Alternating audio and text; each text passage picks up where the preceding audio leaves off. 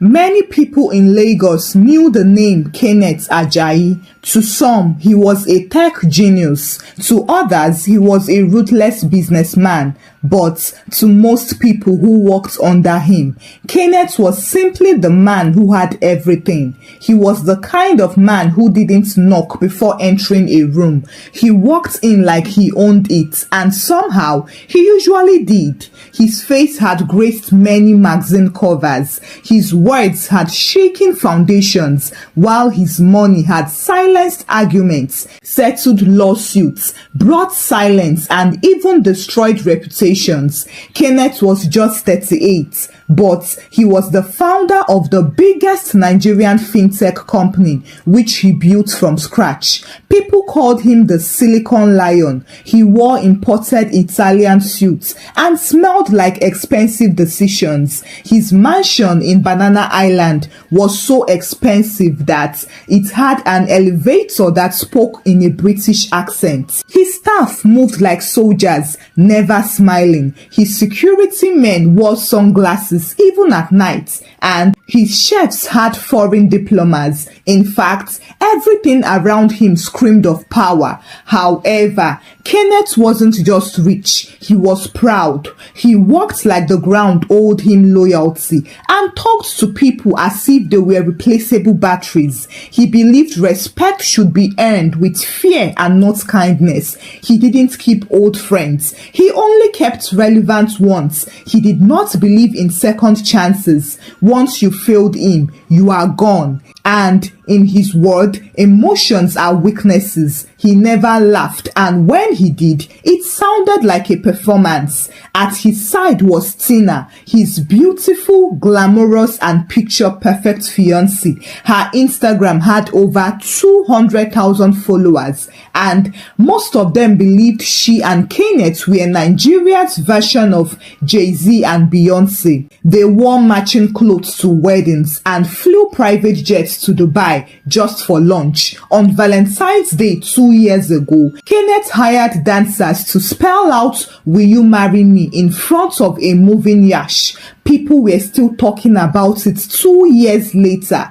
But behind closed doors, Tina was a cold, calculating, and selfish woman. She loved status, not sacrifice. And Kenneth didn't mind, because to him, loyalty was for the poor. What mattered to people like him was image. He had fired over 50 people in 1 year for reasons that ranged from "you sneezed too close to my car, do you know how much it cost me?" to "I don't like how your face looks on Monday morning." One of those people he fired was Angela, his former maid. She was a humble girl who came from the village with the energy to work like two people. She was respectful and never argued. But one afternoon, Tina accused her of stealing a gold necklace, and without asking questions, Kenneth called the head of security and ordered, "Get her out. I never want to see her again." Angela cried. She knelt and begged. She swore on her late mother's grave that she didn't take anything. She even suggested they searched her bag, but Kenneth didn't care. He turned away and walked into his house as Angela stood outside crying beside her broken Ghana Must Go bag, crushed and confused. And just like that, he forgot her like he forgot several other employees. Now, years later, Kenneth was preparing for his company's 10th anniversary. The event was being held at the Lagos International Conference Center. The media was already present. Chairs were decorated with gold cloths, and the air was filled with the scent of imported roses. Tina, his fiancée, arrived in a dress that looked like it cost more than minimum wage for 5 years. People were smiling, clinking glasses, calling calling him a visionary and speculating that he might soon run for governor. Kenneth stood up to give a speech. He raised the mic, cleared his throat, and started with, 10 years ago, I had a vision, but suddenly he paused. His words choked, his hands shook, and then everything around him spun. Before the crowd could understand what was happening, Kenneth Aayi, the billionaire who had it all, collapsed like a sand castle meeting the sea. People shouted, Tina screamed, and the MC froze. 2 of his bodyguards ran forward and he was rushed to the hospital in minutes. After what felt like eternity, Kenneth Aayi woke up in a hospital room that didn't feel like Lagos. Everything was white, quiet and expensive. His head felt heavy. There was a drip in his arm and a monitor was beeping beside him. He blinked in confusion. Where am I? A nurse rushed over. Sir, you are awake. Thank God. Kenneth tried to sit up, but his chest tightened and his body felt like it had run a marathon inside a burning house. Tina rushed in moments later, screaming with fake tears. Baby, oh my God, you scared me. I thought I lost you. She flung her designer bag on the floor like it was part of the performance. Do you know how long I've been crying? I've not slept a bit. But Kenneth looked at her like someone watching a badly acted Nollywood movie. His mind was still foggy and his memory was blurry. All he remembered was standing on stage, about to give a speech, then darkness. The doctor arrived 30 minutes later. His name tag was Dr. Felix Akinlabi, nephrologist, and his face said it all before his mouth even spoke. Mr. Aayi, he began. We need to talk. Kenneth raised an eyebrow. Talk about what? I just collapsed from stress. I've been working too much, I know. It should be low blood sugar. Dr. Felix looked him in the eye.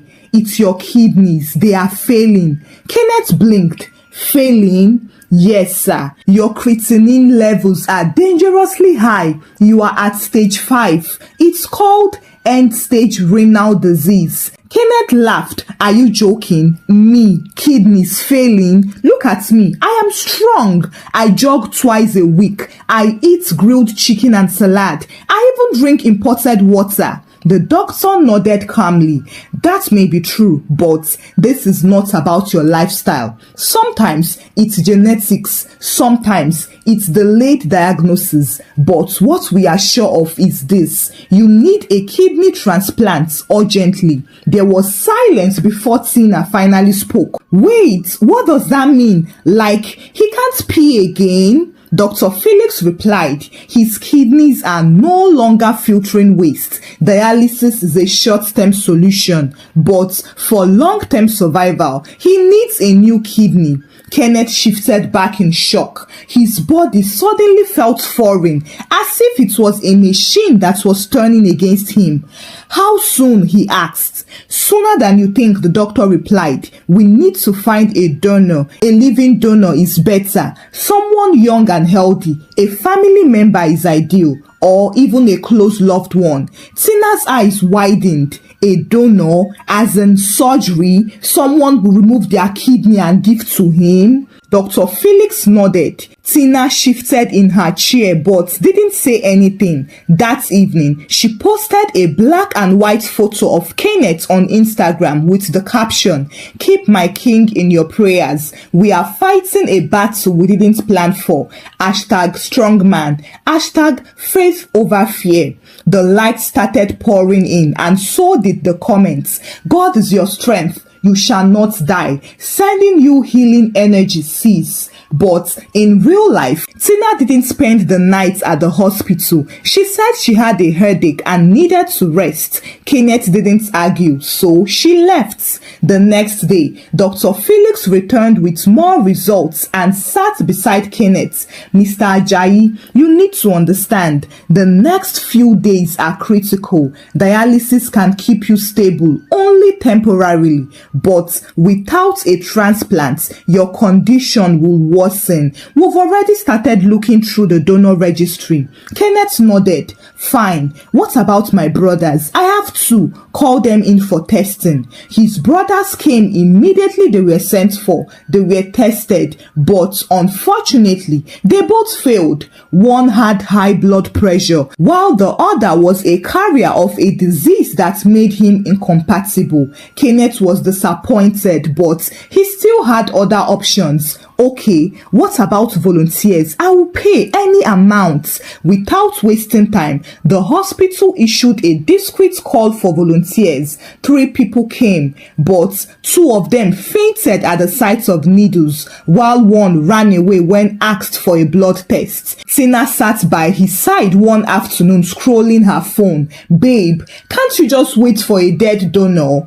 It could take months, Kenneth replied. I don't have that kind of time. She kept quiet. Later that evening, Kenneth couldn't sleep. He stared at the ceiling and thought about his life, how everything had always gone his way until now. Then he overheard Tina speaking on the phone in the hospital corridor. She didn't know he had stepped out of his room to stretch his legs. She stood by the balcony talking to her friend. Me? Donate a kidney? Are you mad? I am too young to risk my life for any man, even if he is a billionaire. If he dies, he dies. I'll cry, oh sha, but I beg. I am not cutting my body for anybody. Kenneth froze. She laughed. He doesn't even know I have been talking to Bayo again. You remember Bayo now? The one I dated before. He's been checking up on me since Kenny fell sick. I need to keep my options open at this point. Kenneth, who had heard everything, turned and went back to his room slowly. He looked around the luxurious suites, flowers, wine, flat screen TV, and for the first time, he felt poor, not financially, but emotionally and relationally. Everybody he trusted was backing out. No one could save him, not Tina, not his brothers, not even his staff. People were sending prayers, but none would give a kidney. And so, every day, Kenneth Aayi, the most sought-after man in Lagos, now sat silently in his luxury hospital suite, watching the ceiling fan spin with no purpose, just like how his life now felt. It had been 7 days since the diagnosis, 7 days since Tina's phone call that sliced through his heart like broken glass, 7 days since his so-called friends promised to send help, but disappeared like mist when the sun rises. By now, their flowers had stopped coming in, their text messages had slowed down. Even his PA, the boy that used to run errands with so much excitement, now sent short cold messages like, "Sir, I hope you are strong. We are praying for you." Kenneth's phone was constantly vibrating with Instagram notifications. 15,427 likes on your recovery photo. He sighed sadly. People liked the idea of caring, but no one wanted to bleed for you. They would clap for you when you gave to the poor, but vanish the very moment you became the poor in need of a miracle. Tina came again that morning, but her perfume entered the room before she did. She wore a yellow dress, long lashes, and frowned like someone who came to forcefully fulfill duty. She brought a food flask and sat beside Kenneth while scrolling her phone. "I brought that special rice you like from Sycamore Lounge," she said without even looking up. Kenneth stared at her. "Tina, do you still want to marry me?" Tina paused. "Why are you asking me that? Just answer." She sighed. "Babe, you know I love you, but this is a lot. I wasn't expecting this. You didn't even prepare me for this kind of life." Kenneth smiled weakly. "You mean sickness?"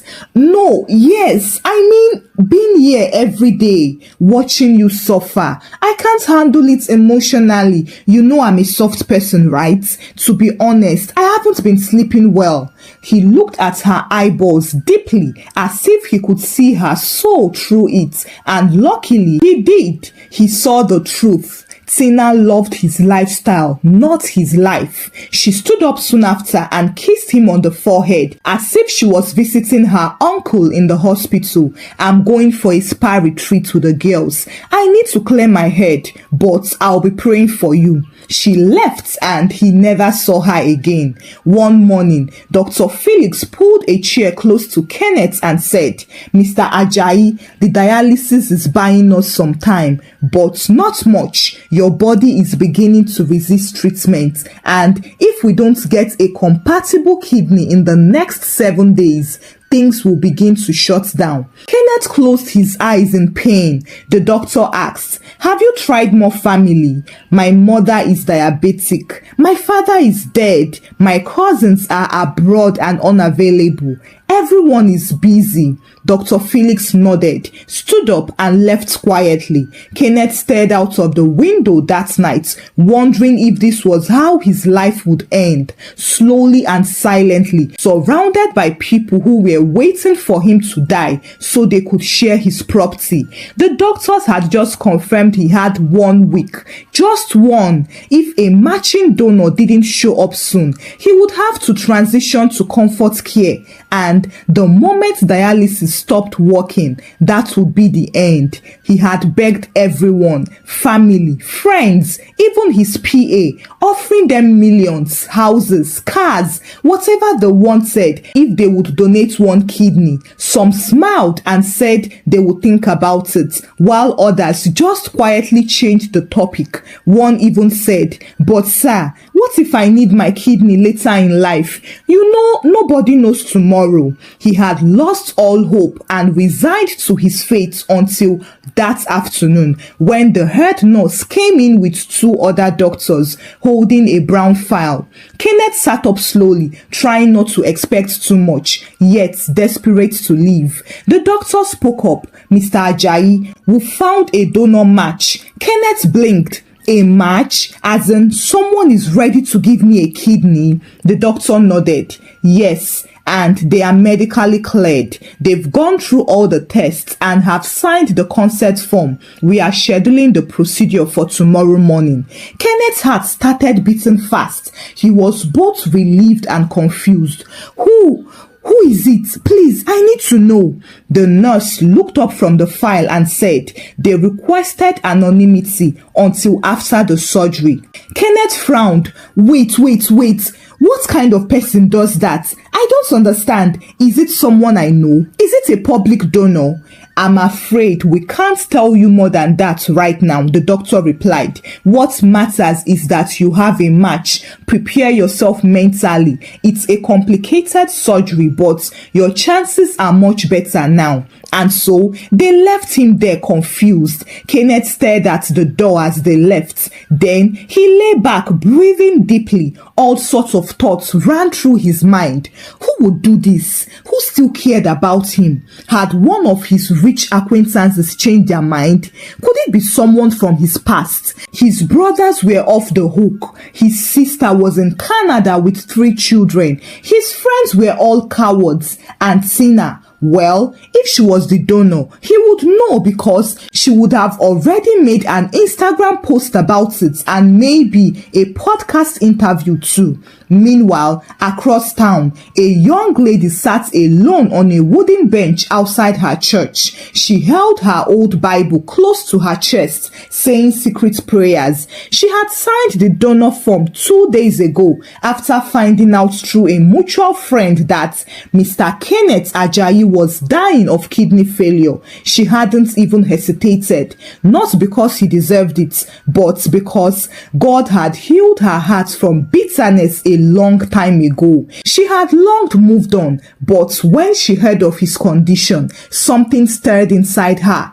Peace, the kind of peace that comes from doing the right thing when no one was watching. She had told the doctor that she didn't want him to know her identity until after the surgery. If he survives, he can thank God, she said. I am not doing it for applause. Just let him live. Back at the hospital, Kenneth could barely sleep. He tossed and turned. Every beep from the machine made his heart jump. He kept thinking about all the people he had helped, all the ones he had used, all the connections, the fame, the status, and yet, at this moment, he had nothing but one anonymous act of kindness standing between him and the grave. For the first time, he prayed with his heart, God, I have been a proud man. I have hurt people. I have made enemies. But if you let me survive this, I swear I will find whoever did this for me and I will make it right.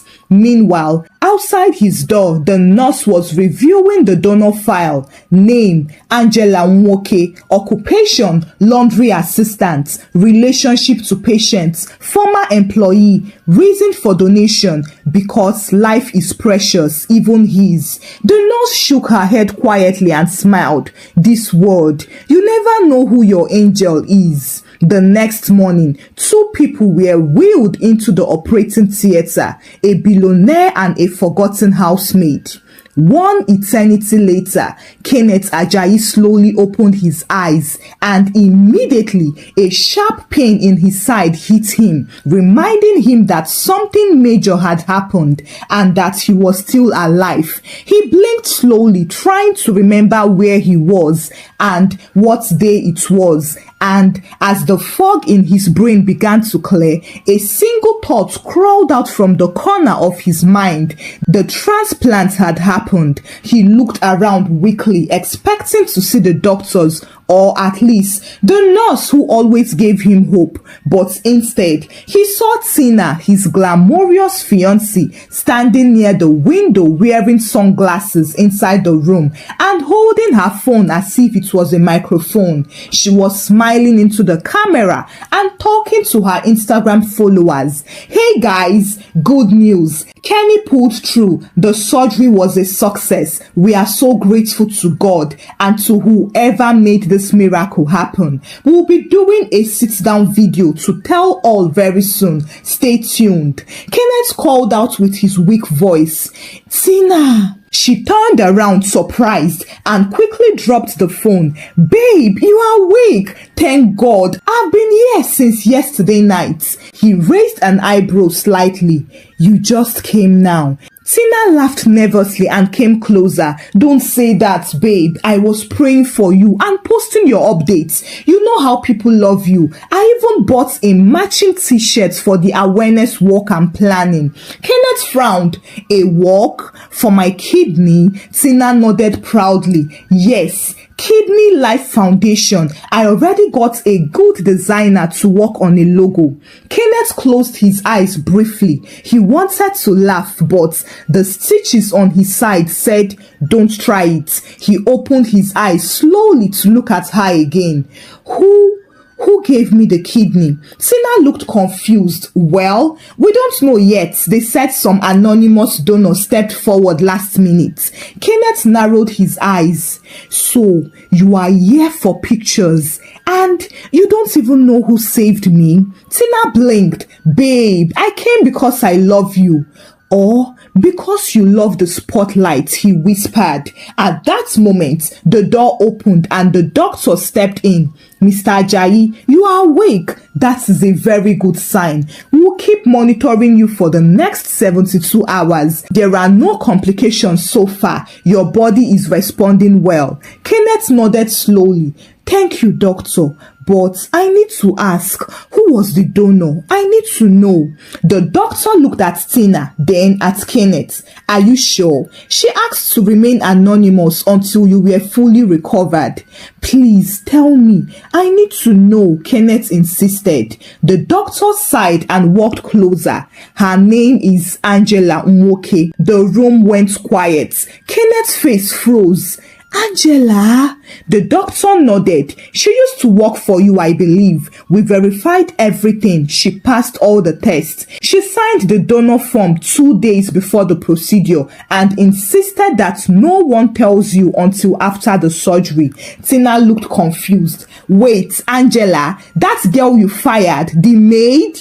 Kenneth's mind ran back to the day he sacked Angela, the way she stood in the rain outside the gates begging him to at least let her explain, but he had walked past her like she didn't exist. Now, she was the same person who had kept him alive. He couldn't breathe for a second from shame.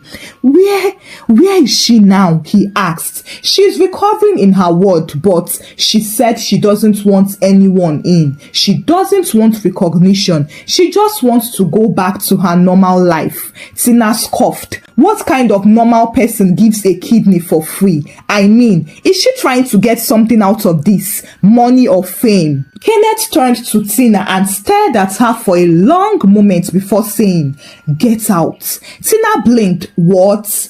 Get out. She laughed as if it was a joke. "Babe, you are not well. Let's just..."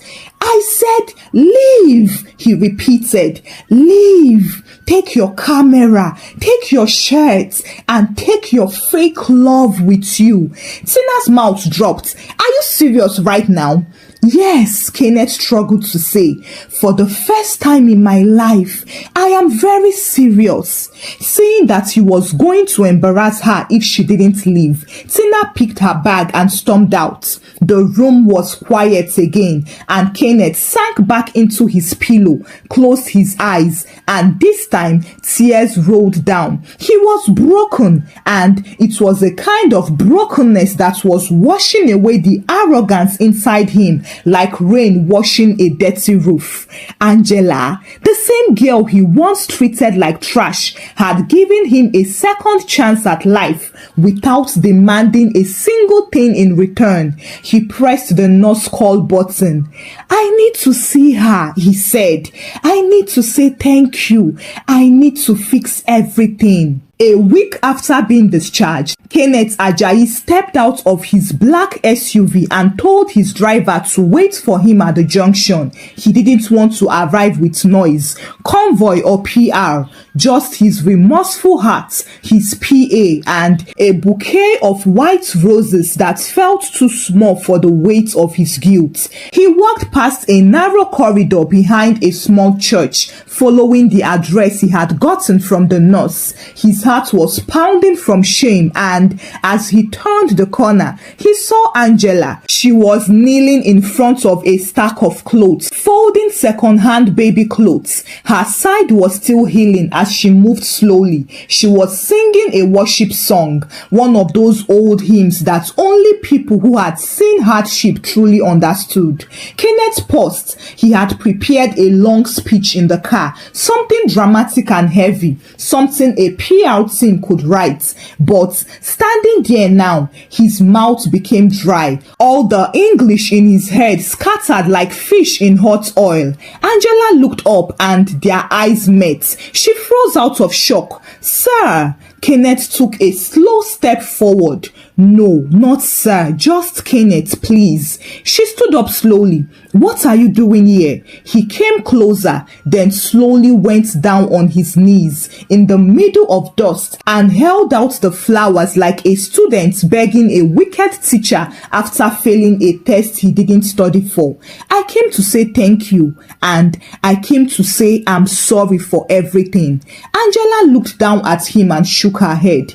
"You don't need to kneel, please." "I do," he insisted. "I need to kneel because when I had money, power and pride, I thought I was better than you. But you, when you had every reason to ignore me and even hate me, you gave me life, not just a kidney. You gave me another chance to be a human being again." Tears gathered in Angela's eyes and she helped him stand. "Mr. Kenneth, I didn't do it to prove a point. I did it because I knew if I didn't, I wouldn't sleep at night. God told me to."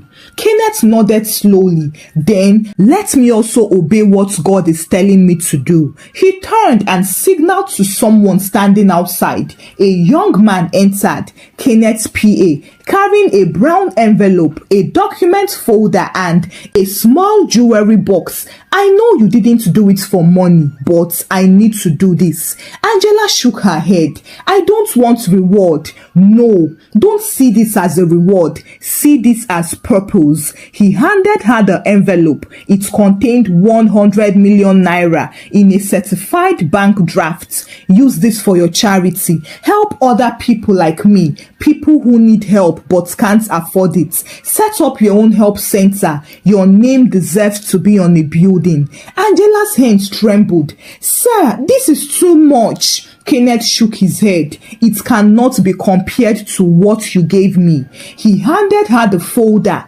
Inside it was a deed to a 3-bedroom house in Lekki Phase 1. No more rented rooms. No more praying for rain not to enter the ceiling. I bought you a place you can call your own. Angela was crying now. She was overwhelmed. Then he opened the small jewelry box. Inside was a simple gold bracelet engraved with her name and the words, "The one who gave life." He placed it on her wrists. I can't erase the past, Kenneth said. But if you let me, I want to honor you for the rest of my life. Angela nodded slowly. I accept, not because I deserve it, but because I believe God is writing a bigger story, and maybe this is how it starts. From then on, Kenneth no longer cared about applause. He was back to running his company, but this time with compassion. He launched an anonymous fund for patients, hired new HR to stop workplace bullying, and refused every clout-chasing interview that asked about his miracle. When asked about the person who changed his life, he simply said, "You don't need to be rich to be priceless. My angel proved that." And every year on the date of his surgery, Kenneth sent Angela a handwritten letter saying, "Thank you again. I am still living and still learning because you believed I deserved it." Thank you for watching the story. Kindly share your thoughts about the story with me in the comment section. What lessons did you learn from the story? Kindly share the story out with your loved ones. Give the story a thumbs up and subscribe to this channel if you've not done so by now. Until I bring another story your way. Bye.